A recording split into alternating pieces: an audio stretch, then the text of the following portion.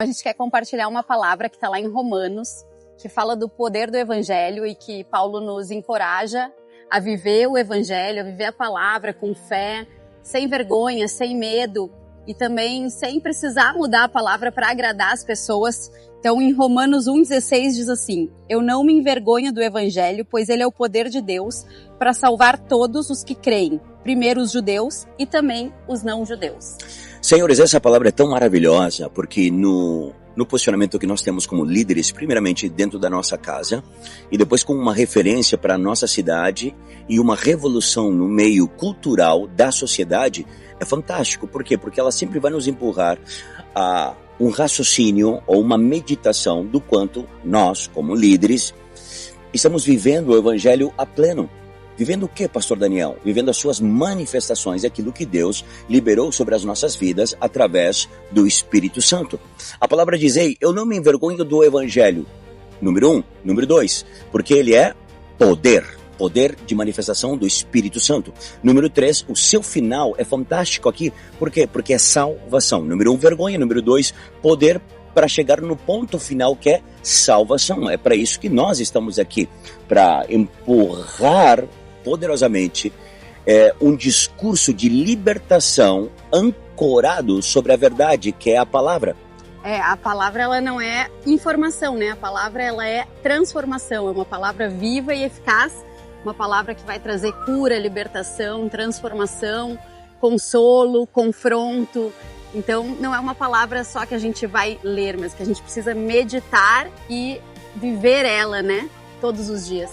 Exatamente. Chegar a que ponto? Ao ponto de pensar o quanto nós estamos manifestando realmente o Evangelho de Cristo como viviam os antigos, como viviam em Atos dos Apóstolos, como manifestar milagres sobrenaturais e criativos o tempo todo. Mas sempre haverá algo para tentar te resistir às distrações. E as tarefas do dia a dia vão esfriando as nossas características dentro do nosso ofício.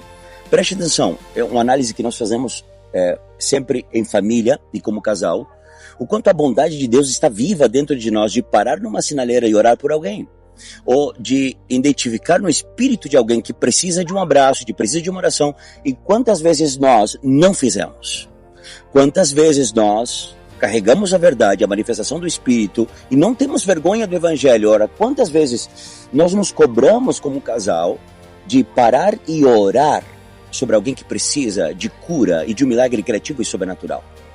E às vezes temos o Evangelho como um clube social, mas não conseguimos comprovar o que realmente dizemos que amamos.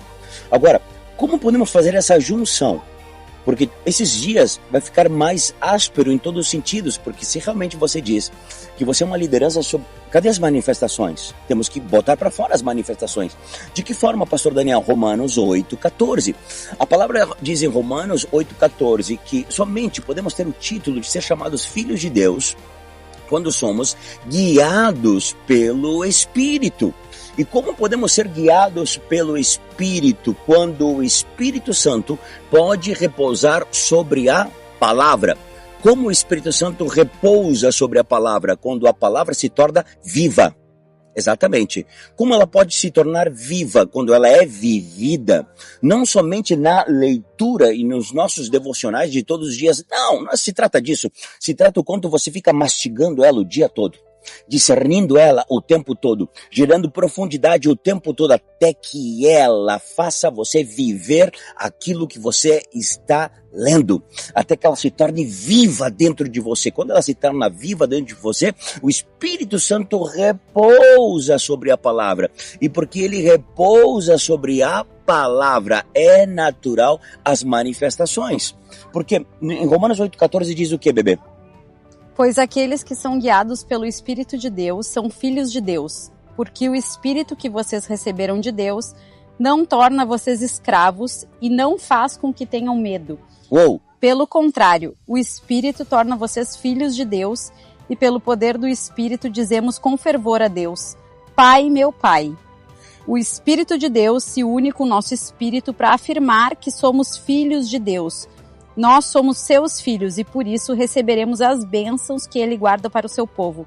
e também receberemos com Cristo aquilo que Deus tem guardado para Ele. Olha o que diz, através do poder do Espírito. Aonde o Espírito adquire isso? Quando ele repousa pela palavra. A palavra é a revelação do poder.